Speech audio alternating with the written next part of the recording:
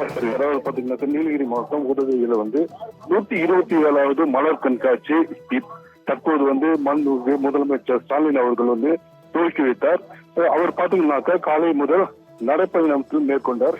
அதாவது தமிழக மாளிகையிலிருந்து உதகை அரசு தாவரல் பூங்கா வரை வழிநெடுக பொதுமக்கள் நின்று கொண்டிருந்தனர். அவர்களுக்கு கை கொடுத்து மற்றும் புகைப்படம் எடுத்து அவர் வழிநெடுக வந்து கொண்டிருந்தால் தற்போது 127வது மலர் கண்காட்சியை துவக்கி வைத்து மலர்களை தற்போது பார்வையிட்டு வருகிறார்.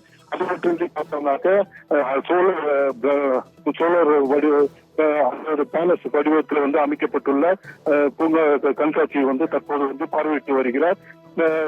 மேலும் பார்த்தோம்னாக்க இந்த மலர் கண்காட்சியில பார்த்தோம்னாக்கா பல்வேறு வடிவங்கள் அமைக்கப்பட்ட வடிவமைக்கப்பட்ட மலர்கள் கண்காட்சி வைக்கப்பட்டுள்ளன. அதையும் தற்போது முதல்வர் பார்வையிட்டு வருகிறார்.